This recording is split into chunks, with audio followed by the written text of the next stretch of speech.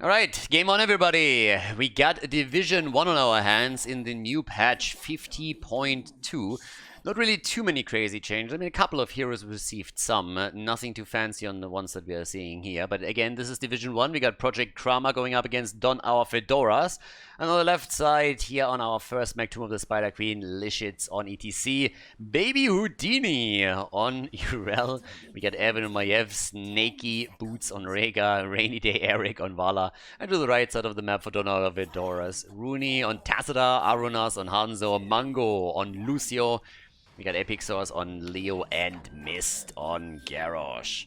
Alright, let's get the show on the road.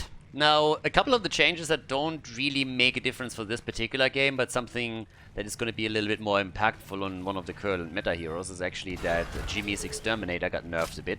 Blizzard realizing that the buffs that they gave the talent were maybe a little bit too much. I mean, no kidding. Was pretty much go-to in every situation possible.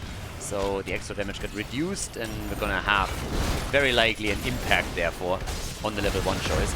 Outside of that, most heroes, not all, again, there were some changes, but most heroes mainly received a few tweaks to damage and some cooldowns and stuff. Nothing really too insane.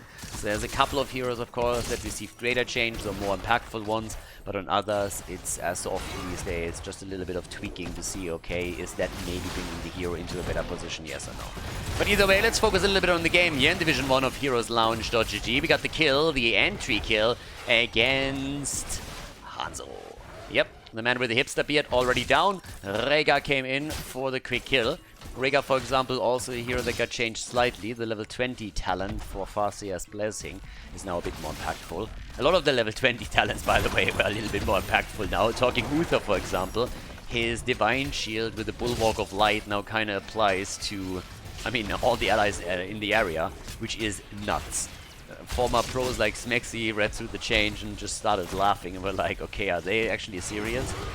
And it's a bit of a weird one. It really feels like Blizzard doesn't care too much anymore if they overpower something, because they're like, yeah, whatever, we're gonna fix it at some point or another. Yeah, and interestingly enough, they haven't really fixed Tacita too much. I mean, he is still incredibly powerful, and a couple of other heroes are also super strong right now in the current meta, and they haven't really been touched too much. But again, we'll see what comes through there. For now, Erwin jumping out, obviously in the early game here on the map. We have still the attempt to get enough gems for the first turn in. But there's only one team that goes for the camp over here, and that could make things now a little bit tricky for Don Our Fedoras. They have neither taken the Siege Giants, nor have they made a move for their own mercenary camp, their own night camp. So that's a little bit of a problem right now. Without the Bruisers, they have to defend this, and it seems like Project Krama is absolutely willing to come in and try and take that wall down. And with a commitment this big, they should be able to do at least some damage. Normally you see teams taking their bruiser camps at roughly the same time, and then obviously they kind of negate each other a little bit. Not so in this particular match, so this might become tricky for them. Good move also against Garrosh, and Mist goes down as Maiev comes in with the kill. Nicely done. Urel was double checking down at the bottom. Siege Giants have still not been taken. In the middle, good damage against the wall. Couldn't really break through it, but again, some decent damage already dished out. True Spider Queen is always a fun one, to be honest. It's obviously still the question of whether or not the changes to those towers and aggro have made the objective a little bit too weak on the map, but generally speaking, we have seen a lot of long and drawn out games here. Now that the Siege Giants are attacked, the entire Don Our Fedora setup is rushing over, and Rainy Day Eric is experiencing another rainy day. Baby Houdini is trying to pull off a bit of a disappearing act here too, but he is able to secure some of those gems that have just now been dropped. And the blue team is the first one that have enough to get a full turn in. With the red team trailing behind by only a few, so it's not that they're going to have a big problem here getting their own turn secured either. But now, of course, the question, who takes that first opening? Especially with the mid lane already attacked through that early bruiser camp, there is an opportunity for the blue team to maybe even get ahead in structures if they take the first Web Weaver wave. They also got the 2-for-1 kill lead, so that's kind of nice. Leo seems to be able to get a free turn-in down here, and yes, he did. Okay, interesting. Something that should not really happen on the one-on-one lane. but also a bit more of a pressure play now up at the top, as the teams are both looking for additional kills that they can then use to establish a bit more control over the turn-in spot and maybe get that first wave secured for themselves. We have now 29 gems delivered and 27. ETC gets a free turn-in too, and well, the blue web weavers are going to be the first one to run Rampage on the map here. And then of course the only question is how much damage can they do with that. They are in a pretty solid setup for it, I gotta say, because now with the middle, as I said, already taking damage earlier, there's a good opportunity to take those down and maybe even knock the fort a couple of hit points down. Or if you can get some kills, of course, destroy it completely, which at this point I would assume is not going to be that easy for them. But hey, time will tell. And that's exactly where most of the aggression is currently focusing on. ETC, the attempt to throw him over the wall. Now, that didn't quite work out, but ETC still falls. Wasn't tower range, gets taken down. But the counter kill against Garrosh puts it into a 4 versus 4 setup. But they're already rushing away from it, which is kind of surprising to me, honestly. I mean, both teams lost their tank, so they could have tried to push this a little bit more. Only the gate falls. Top side, that's a bit of a different story. That's where we have a lot more damage coming in, as they're taking the entire wall down and could now even home onto the fountain to try and destroy that. Bottom of the map, Leo has set up the defense as well. Fountain is down. Maybe a little more damage in the middle. Yeah, with the minion wave over here, at least one tower should fall, so that's the perfect opportunity. That's what they get. Second one, not enough. A little bit more RNG maybe, just someone moving in for an additional hit and that thing is gonna get destroyed too. But yeah, that's currently not the case. So okay, bit of an leading experience still in our first game here in Division 1. 2-2-3 on the kill count. And off we go. What do we have? Mist, Rainy Day Eric already sitting here down to the bottom of the map. But yeah, Baby Houdini still in a one-on-one setup with Leo. But there's the Red Web Weavers coming in, level 10. Just in a second, available for both teams. Not just yet though. So still need to wait a little bit longer for that. And we get Bloodlust. Bloodlust is in. The Archon has been selected. We have the Taunt on Garrosh. That's not surprising either. Stray for Vala for a bit additional damage. Yeah, and off we go. Push through the middle currently. And let's see if they can do a bit more damage than their blue counterpart. Because the red team, Donna Fedoras, they are currently trying to break through 3 lanes. They have split the setup entirely. Actually, I'm wrong on that. We have 4 topside. I thought one was at the bottom of the map, but I am mistaken. So instead, we have the wall about to be destroyed here. That's already a pretty nice setup. Down here, Urel has also started to lose a bit of ground. Nice Entomb and Rainy Day Eric. I mean, honestly, true to the name. That's the second time that he goes down here, so he's having a very rainy day as it seems. Not a lot of sunshine for our Vala player. That was actually a really good objective for the red team. Yeah, they are doing fairly well here early on. I mean, again, it's super even, right? 3 kills against 3, level 11 versus level 11.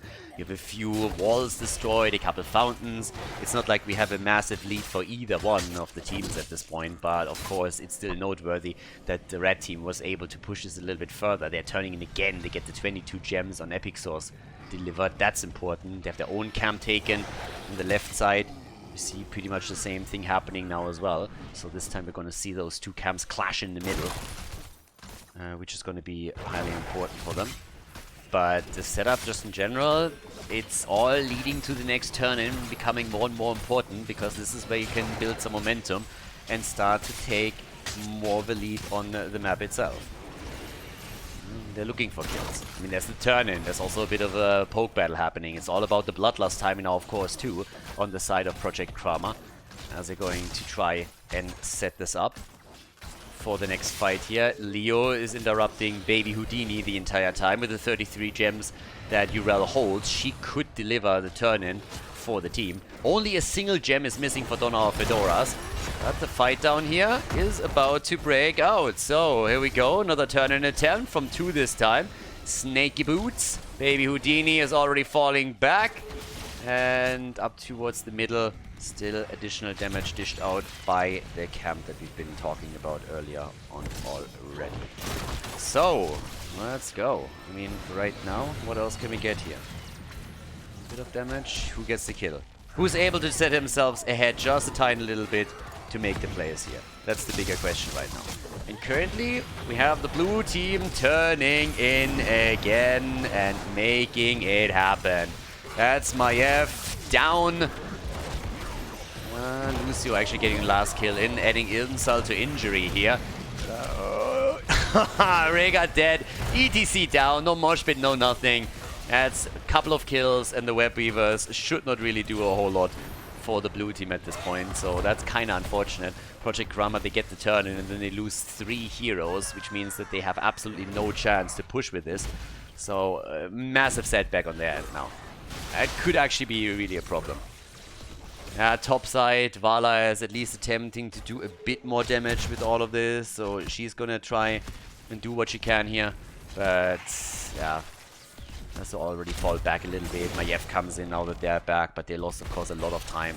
Leo has pretty much defended the bot lane already completely in the middle of the map. The weapons are non-existent anymore. And this is more or less exactly what we would expect in a situation like this. As the show continues. With 20,000 damage on Tassadar. He's still rocking it. 23,000 for Vala with a build here and all the wave clear that she, of course, adds to the table. Talking about wave clear, Urella on that solo lane, still a bit more impactful than Vala when it comes to that. But Vala, of course, part of the 4-man rotation more than anything else, which limits the options. Tassadar has 135 stacks now, so he is starting to stack that crew pretty properly, and that will help him to just absolutely murder in the late game if that trend continues. Bit of a pressure play at the bottom of the map now that Siege Shine's also locked in. Late shits on ETC needs to be careful. Bloodlust being used. No mosh just yet. Still at the cooldown. The cage came through and Mango might be in trouble, but Lucio is able to make it through the wall before he's taken down. Bit of a clutch escape, but he makes it work.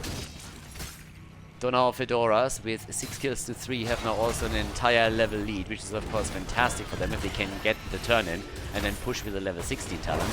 Even without it, that turn in would mean a lot. There is the interrupt from Lucio as the mosh pit finally comes through, but it might just be enough to get the kill against ETC regardless.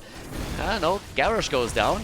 Garrosh gets jumped on, goes down. They're making the play also for Tassadar, and Ruini is getting ruined by this play. 2 down on the red team side. Don our Fedoras losing a lot of the momentum that they've been building up throughout the game. And also they are losing a lot of that lead in experience that they were able to establish. So that's additional setback for them. Yeah, makes things even more complicated right now for them to start that comeback here. Yeah, Leo ghosting out. Honestly, if he dies here, then it's just like staggered deaths all around. You can already tell that they are moving through the middle in order to at least take the fountain down, maybe even put some damage onto the fort. But the situation is that we have nearly enough gems. I mean, 12 are missing for Project Krama, so another Web Weaver wave for them would go a long way too. It's a little bit of a weird setup for them because they can't really do too much. They need to get some additional experience for the level 16, but they let the turn-in happen, and that's unfortunate because that means that Donau Fedoras can push with the level 16 talent advantage after all. So that has to be a solid defense now from Project Krama, or they're going to lose. I mean, chances are that they're going to lose 2 forts at least. So let's see if they can defend this, maybe get a few kills in and turn this around. But 6-5 kill count currently. Yeah, still the move over into the middle. Okay, down goes the wall. They're starting to make the play right here. And yeah, without the 16 talent, it seems the blue team doesn't really want to fight this one. So 1 fort goes down for sure. That's the one that actually hadn't lost any hit points previously. So Urel all the way up at the bottom is trying to go for that solo defense, but that's going to be some damage over here at the least. And it's not falling, but top side will be destroyed. Level 60 now on both ends, which gives us also Manticore, so Vala definitely trying to get the multi-shot setup out with 16 and 20. So the synergy now on Rhaegar with his level 1 and level 16 talent, going straight into the Earthgrass Totem after initially starting the game with Colossal Totem on level 1. Enough gems for both teams to get another turn in, by the way. Okay. Against Urel, that usually doesn't really work all that much, so yeah. Time to put them into the Tupperware box over here. the entomb first and then the wall to close it off completely. Alright. Aruna sitting tight, and well, let's go. Baby Houdini, you want to have the turn in.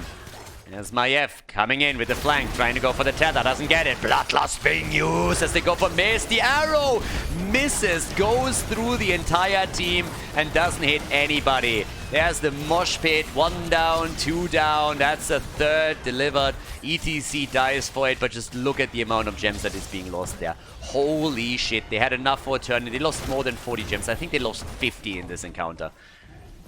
Yeah, then again, Hanzo is murdering them. He gets another kill. You are kidding me, right? Guys, look at that last fight over here. Holy shit. Hanzo comes in, gets the first kill, follows it up with number 2, and then goes for the third one. Absolute sniper mode by Hanzo. His team was absolutely destroyed here, and then he kind of saves the day. Now, he has 24 gems, so they are still on the back foot when it comes to the amount of gems that they hold and that they can turn in. There's still 32 available for Project Krama, but still, that was fantastic by Arunas. Those were some big boy plays that we saw just there. Really nicely done by him. I mean, 3 kills just coming in and cleaning up house. 10 kills against 9 in total. We're 15 minutes into this game. Tassada, by the way, is sitting at 205 stacks. He has 45,000 damage. Vala's trading a little bit behind with 41k on her part. But it's another opportunity to get another web weaver wave for Project Krama. They got the gems. They just need to deliver at this point. Need to get those gems in. Need to try and play around with those. Snaky Boots is there, Evan, and Rainy Day Eric, who had a pretty rainy day on the kills. By the way, talking about kills, Urel is the only one in this entire setup that hasn't died yet. Urel is the only one. Everybody else has at least died one. Urel hasn't so far. I'm a bit amazed that Project Krama is not pushing for objective faster. They are half a level behind. If they don't go for the objective, then they will have to soak the experience first, and I think they are already late, because even if they turn in now, the chances are that Donna Fedoras gets the level 20 talent for the defense, and that would give them a very solid advantage to defend the web weavers. So there's an attempt at an interrupt, but the blue web weavers are now going to come down. But as I said, should be a storm talent advantage for the defense here. So I don't know. That could be a bit tricky. I mean, Urel is going to push this out so that the web weaver is traveling a bit deeper onto lane. And so far that works. So helps out with it a little bit. But how much can they actually do with this? Again, storm talents, any moment now. And there they are. Which means, obviously, that we now have amongst other things also the Buried Alive. And that is a game changer. I mean, Buried Alive as a talent is just absolutely incredible and has won more than only one game in the past. Not only here, but also in HGC. Topside now. The attack going on towards the fort, so they're trying to drop this one. No 20 yet for Project Krama. They will soon have it, but there's not a lot of web weavers on play anymore. Rega with the Gladiator's washout. There's the Farflight Quiver, so now Vala should be able to get a lot more damage in. And it's a party push. Okay. Yep, everybody fits in.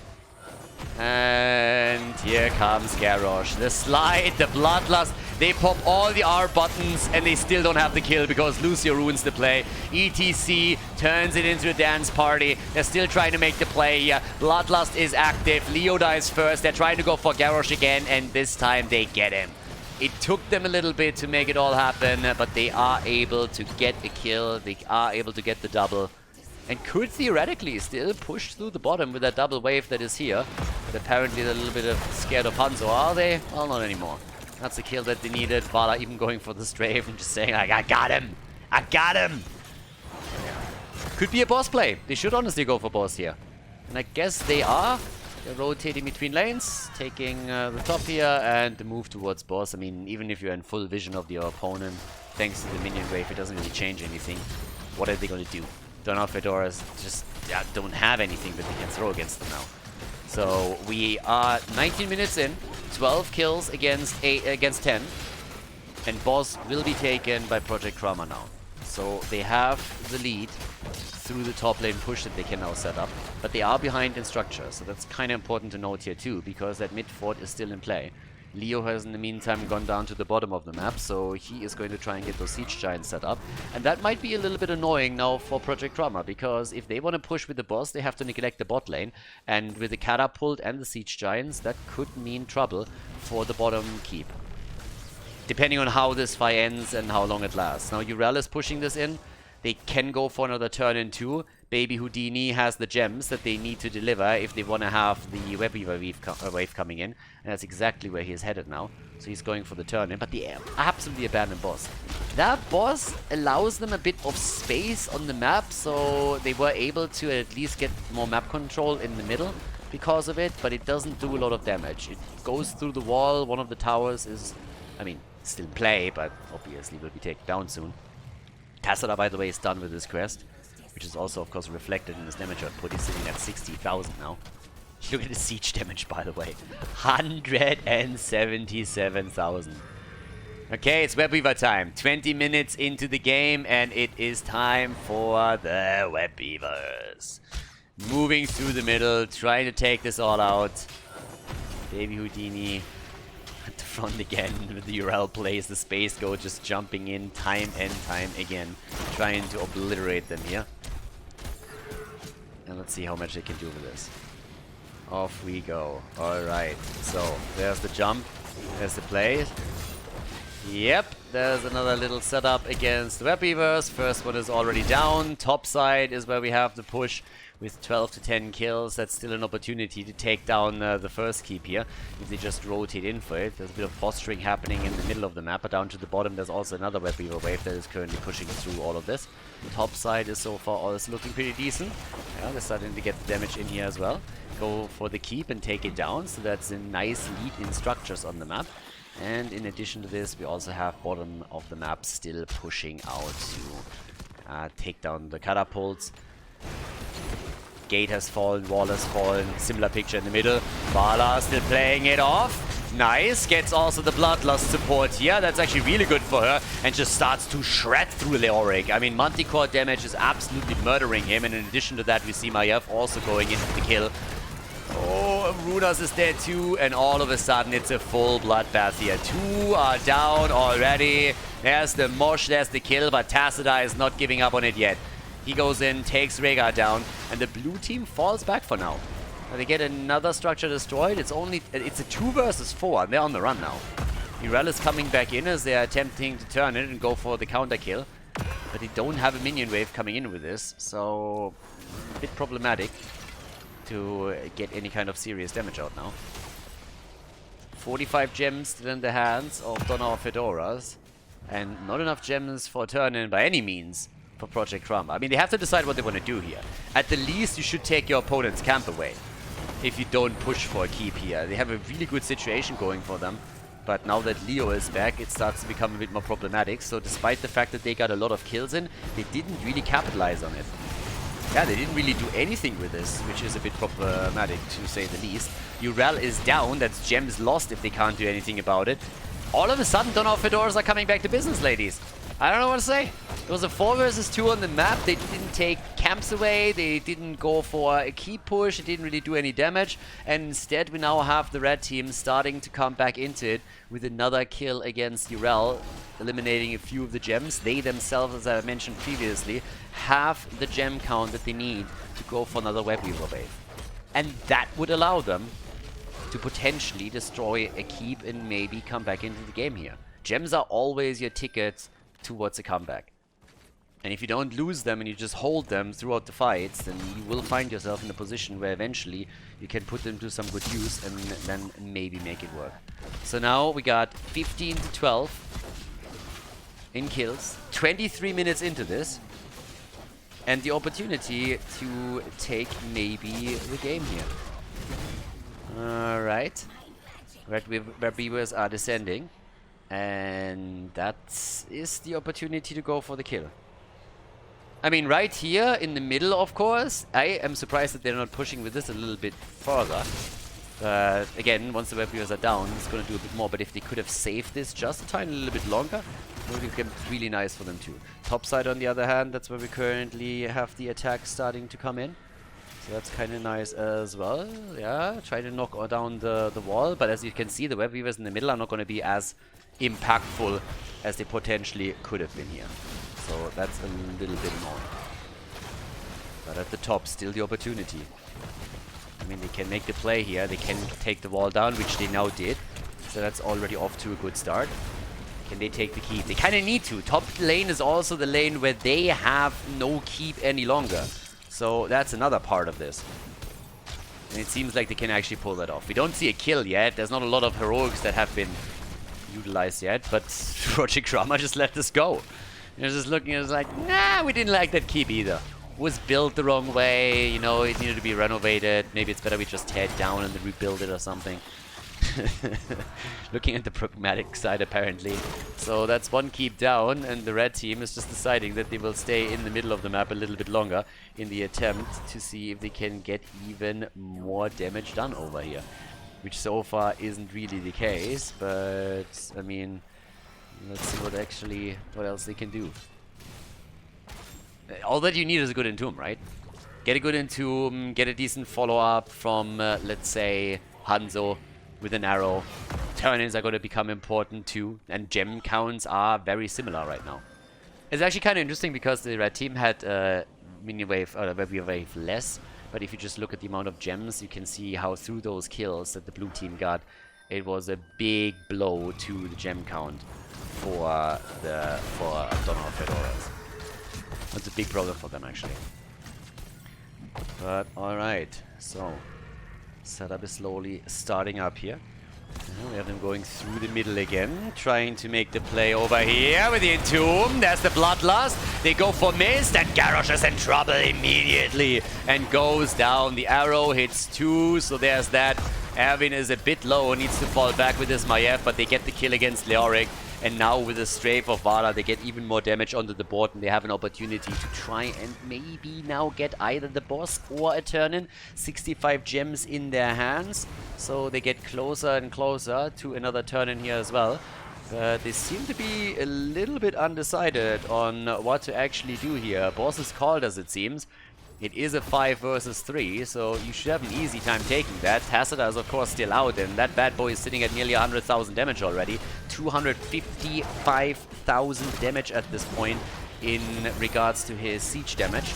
But there comes the jump as they are putting him literally into a corner, and he has absolutely no chance of survival. So he gets taken down. They try to go for Arunas, who barely jumps out. But now, of course, they need to go for boss if they want to capitalize on those early kills at all. And that's pretty much what they're doing. So boss will be taken, and this is a big boy. 27 minutes into the game. Are you kidding me? That guy is going to pick up the... He's not hitting like a truck. He's picking the truck up and then hits with it. That core is also not protected on the top lane from a keep. So there is nothing between boss and core. And they go for the turn-in. They have the gems, and this time they are eager to use them. They're gonna go through the top in an attempt to absolutely put a finish to game number 1 in this series. So, let's see if they can pull it off. Donal Fedoras, they're trying to set up the defense again. Tassada isn't back yet, but he will be soon. 10 seconds, but the rest of the team, they already need to whittle down those hit points of the boss, or they're going to get murdered. And it's not looking good at all. The shield is nearly destroyed. The triple entomb! Maybe the buried alive can change things for them, but it does not look good. That boss is brutalizing the core. The web wavers aren't even there yet. The catapults are coming in too. It's minion time, baby. And that is game. Project Krama with the lead against Don our Fedoras in Division 1 of HeroesLounge.gg.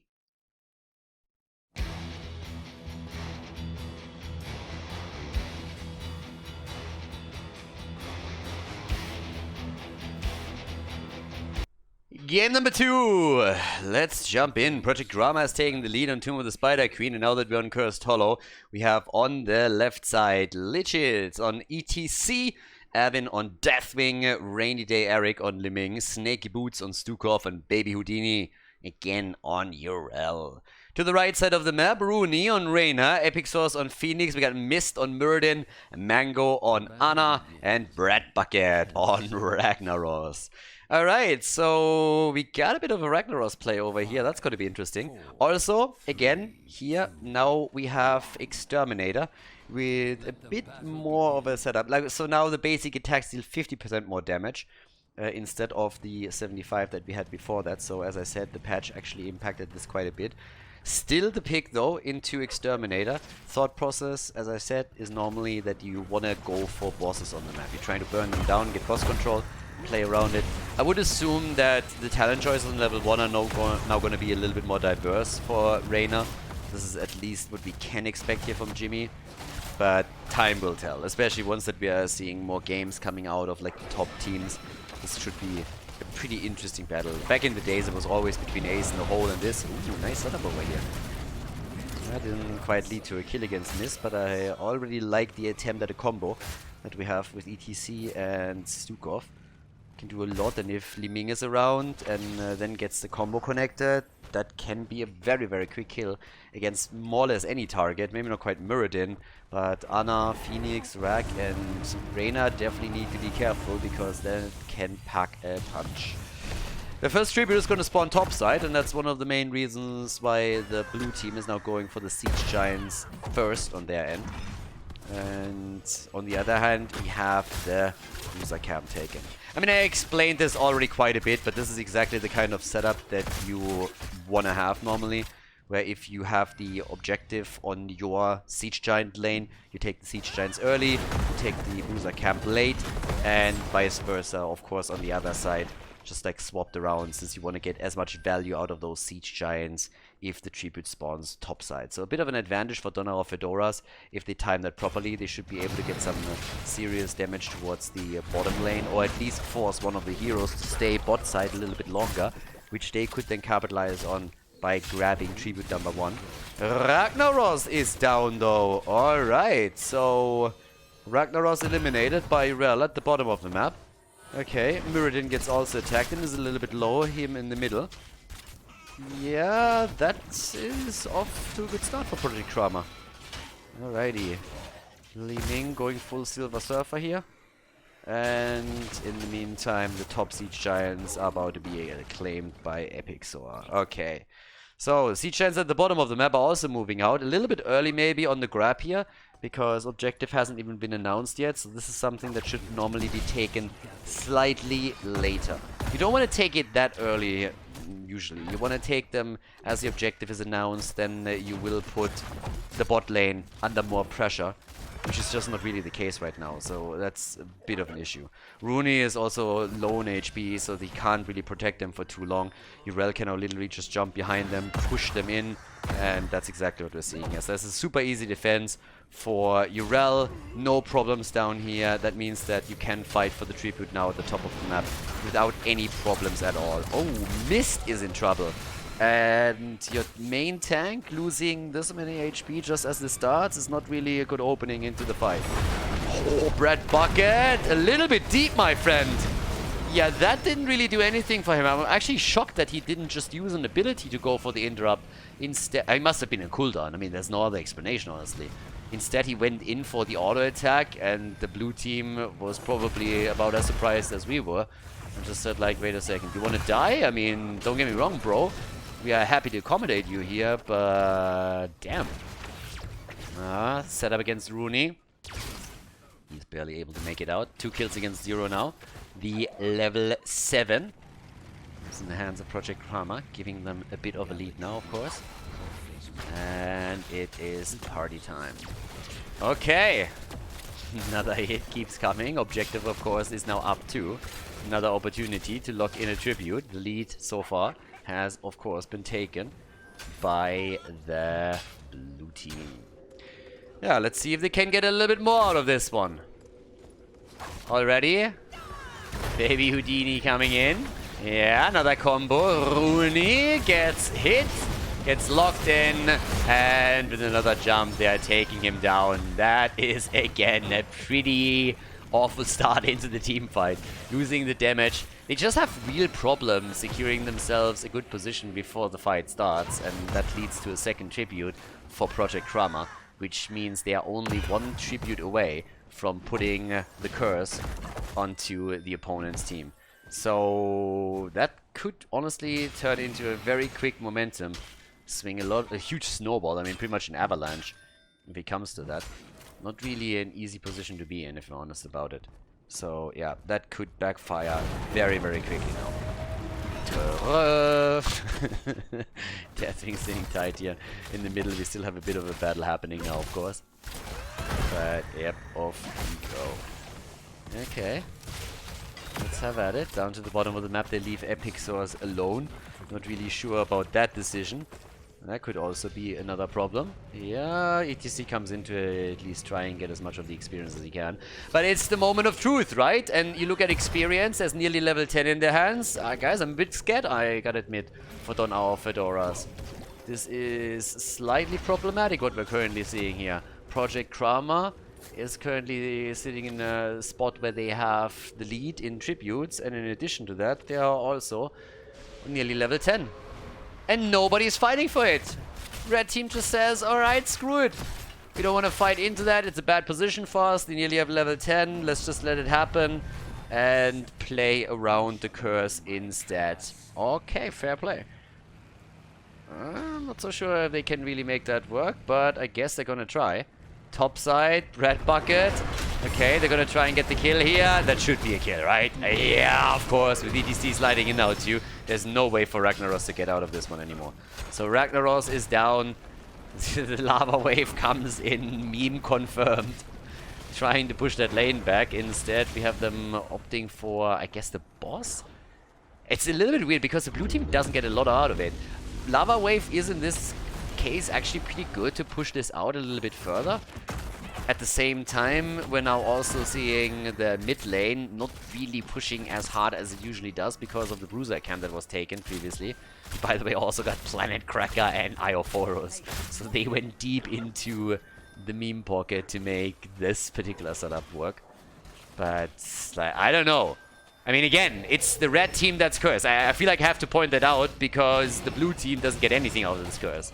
4 kills against 0, and I don't think that curse did anything for the blue team. I mean, nothing. Look at the situation on the map right now. This is honestly bonkers. They didn't even take a single fort down. Now, they are leading in kills, and it seems like we have another quick kill against Red Bucket here as Ragnaros dies, I think, for the third time. But still, that curse didn't mean... I mean, I still can't believe they didn't get anything. It's kind of nuts. So now they go for the boss. So what they couldn't do with the curse, they're now trying to do with the boss instead. Still, Baby Houdini against 2 in the middle of the map. And he doesn't stop. Muradin is down. But more importantly, it seems like Anna is going to fall. Ah! Mid-jump! This sleep mid-jump might just save Mango. Good penetrating round. Baby Houdini has to move back. Yeah, nearly making the 2 versus 1 work. Oh! And yeah, that's not going to be enough. But the boss is now taken too. That's actually insane. Oh, what a weird setup here for them. But it's 6 kills against 0 now. And Urel is just jumping around the entire time, doing as much as she can here, and honestly delivering quite a bit of damage. Top side, yep, more action. He's flying out, but that boss, of course, is still active, and the blue team, they haven't stopped. Project Karama still went to the bottom of the map in an attempt to get boss number 2 now set up as well. And, I mean, there's nobody there to stop them. It's 13 versus 13 talents. It's actually amazing to me that with 6 kills to 0, we still have even experience between the teams. And in addition to that, of course, also the curse, you know? So there's so many aspects in this now where I'm just like, wait, what? But yeah, bot lane. That's gonna be the more interesting part now that the boss is moving in, and it seems like the blue team is gonna try and trap here. Talking about trapping, Muradin in slight trouble. Should be able to get out. And there's the lava wave again. Ragnaros is pushing the top side, but he's contributing down at the bottom of the map a little bit. Oh, that Planet Cracker. That did not do enough for them either. 6 kills to 0.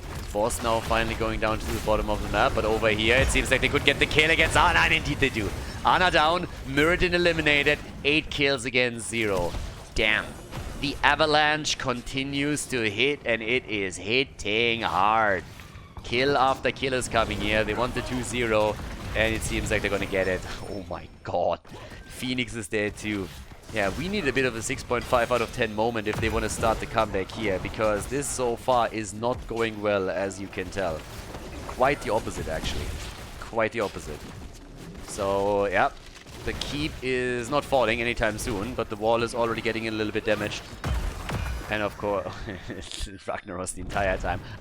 Gets interrupted by Deathwing. I was just about to say, he pushed the top and was able to get the fort, and now he gets the tribute too. But of course, there's still Deathwing in the game, and Deathwing is the one to make the defense happen. Yeah, nicely done. He's trying over and over again, and dude, like, I don't know, but at some point you really need to get the memo here. You're not gonna live if you stay too long. They're obviously rotating towards you, so I'm not quite sure what he's doing. Like... What? Another kill against Ragnaros. That's now 10 kills against 0. 16! We got 16 now on the board for them. Against 15. What is this game? I mean, seriously. This is kind of a bit of a weird one, I gotta admit. Now, control on the map. I have to double check experience here. So, mercenary experience, minion experience, look at this. 3,000 ahead. 3,000 ahead through this, actually. Hero experience, 0. Yeah, it's actually amazing that they're not farther behind right now. Especially since they didn't get any kills. Yeah, but Donna or Fedora's need, they honestly just simply need a couple of kills, right? They need to come in here and get a few hero kills. With the underdog experience that they would receive, they definitely have a chance to come back on the experience side and make it an even talent fight. I mean, they're getting level 16 soon anyways. But there's another tribute spawning, and that's really something they want to fight for. They've lost now 4 tributes in a row, and things are not really getting any better, it feels. Okay, lava wave at the bottom of the map, I like that. So while the fight is raging on, or will rage on up at the top, they're gonna get some value out of the bot lane, thanks to the lava wave setup. But they also need to contest this. Okay, a bit of damage comes in. Still a fight in middle, mass pings too. I mean, I don't know what these 3 are doing here. There seems to be a lot of confusion of what the right play is. He gets burned down. Molten Flame is amazing to burn this down. The tribute gets channeled for free again. They're just not fighting for anything. Honestly, Zeds and Zex.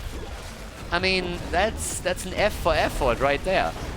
So, Brad Bucket, he's about to die again, isn't he? A little bit of a party time with ETC's Mosh Pit coming out. Brad Bucket was a little bit confused and said, like, wait a second, guys, you're not killing me? Okay, I'm gonna come back and help you out here. I honestly don't know what's going on in this game. It seems like they're absolutely not on the same page here. I really don't know what happened, but it feels like there is just no real agreement on what the play should be and how they should play in these situations. So now they're getting completely demolished. It's 13 kills against 0. It's still a 2-level lead. And it didn't feel at any point as if Donna or Fedoras would be able to come back into this one. Or even make an effort for it. There's another tribute spawning and they have 3 heroes missing. That's another curse. That's the second curse in a row. If this one gets channeled, that means that the blue team hit 6 tributes in a row. I was like, what? Yeah, nobody's going in for that either. This is nuts. Okay, Epic Source is going for the interrupt. Alright, alright. Maybe the rest of the team can come in now too. Anna is sitting at the top. I don't really know why. Seems like the blue team is actually trying to fake them out this time and simply goes for boss topside. As 2 heroes attempt to interrupt. They get a tribute and red team gets a tribute. Do they get a kill? That's the next question. Urel jumps over. There's the interrupt of Deathwing and Houdini go. He must die here. He just has to. Yeah, and he goes down. Houdini goes down. Okay. Alright, so with this, there's still the interrupt. Deathwing does Deathwing things as the team takes the boss at the top. And down here, they are still interrupting, time and time again. Finally a tribute challenge. Finally, they get one. Ladies, the comeback is happening. I can feel it in my bones. I'm just kidding. So, 13 to 1. Nearly level 20. And they're like, ooh, another boss on the map. Let's go for this one too. Top side gets defended as we speak, but, well, the keep will take some damage. Don't think it's going to get destroyed, but still. And down at the bottom of the map, here we go. Let's see what they can actually do here. Take another one easily, of course, and then the question is simply, do they push with this, yes or no? They got level 20, so they have pretty much everything they need. This one has been scratched slightly. Really a lot of damage. And, yeah, Rack doesn't have Lava Wave. So he can't actually try and help them out here either. Okay. What else? I mean, with the level 20 talents, we now also got the Stood in the Fire. And we have the top off. And they move into the middle for this one. Ah, they want the curse. Okay, tribute is spawning, so they want the curse this time. I feel a bit sorry for Donna of Fedoras. I want to say they're between a rock and a hard place. What do? Do you go for the tribute or do you go for the boss defense at the bottom of the map? No matter what you do, you are going to be in trouble. So, yeah, they let this one slide. Ah, Anna! Nice! Trying to go in with the Eye of Horus. And does that so far. A bit of a pew setup. There's also the lava wave now finally. They're still waiting over here. I'm not quite sure what for. You guys know where they are. You have full vision on it. Deathwing is in the middle. 13 kills to 1. 20 versus 20 it might become a thing here. Finally the double channel. Hell, it was about time. Took you guys long enough, but there it is. So the double channel is in and there's the curse. Now the opportunity to take a keep. Finally. Take a keep. Get farther ahead, because let's not forget, Down of Fedoras is going to have level 20 soon. And that is bringing this to an even setup. So with level 20, there's a big chance to finally start proper fights. We also have now the Lava Surge in, so he gets even more control over the map. And there it is. Lava Wave is in, actually hits 2, Keep is down, and the Planet Cracker against ETC, and that is a kill. That has to be a kill. Yes, there we go. That's not the only one that died. Rel once more jumps into the face of Anna and takes her down. The keep at the bottom of the map is now losing hit points as well. They're starting to move over. 15 kills to 2. Jimmy comes down to the bottom of the map in order to save the keep, but the fort in the middle is beyond saving, I'd say. Yeah, they try to go for Mirrodin. Come on, Dwarf Boy. He gets out. I guess he does, but damn, son. He barely makes this work. And the keep at the bottom of the map is nearly down. Oh, the setup's over here, guys. I don't know. 27,000 damage. That's the top damage for Donna of Fedoras on Phoenix. We have 39,000 for Deathwing, 41,000 for Liming, 32k for Urel. Wow. And the keep is down. 2 keeps eliminated. We're 17 minutes into this. 2 heroes down. 4 versus 3. 4 versus 4 now again. As Ragnaros is back to business. But they're actually fighting for this. There's a big shove coming out of Stukov. As he comes in for that. Lava Wave is back up. Could maybe control the top a little bit. They can use it, of course, now as a defensive tool, since catapults are pushing against them. Lava Wave is going to take that down. And off we go. Miss, careful. Mirrodin, Avatar. There's the double kill. Deathwing comes in and takes them down. Hyperion came in. Missed on the move. And he gets wrecked. Actually by the minions as it stands. It's 3 heroes down, and I am pretty sure we are looking at a setup to end the game. That's a nice escape, but Urel lets it slide. Urel wants it. Yeah, doesn't get it. The shields are also regenerating right now, so job well done. Party time over here. I have no idea where that Planet Cracker is going. Yeah, Ragnaros is down, and the shields are falling now too.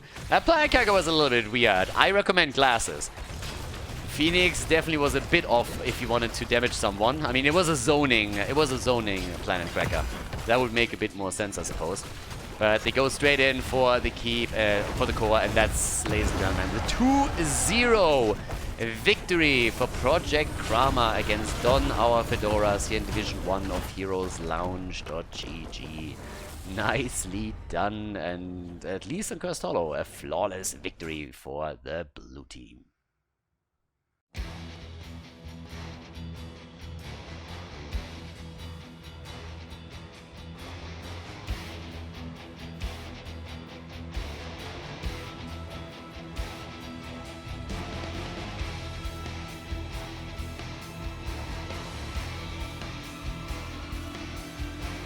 Thank you everybody for watching the video today. I hope that you enjoyed the show and the commentary. And keep in mind that the spoiler protection that is going to run for the rest of the video is made possible by all the support on patreon.com.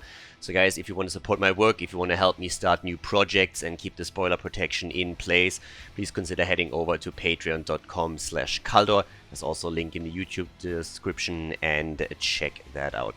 Thanks in advance, and see you guys next time with more esports coverage here on Khaldor TV. Have a great day.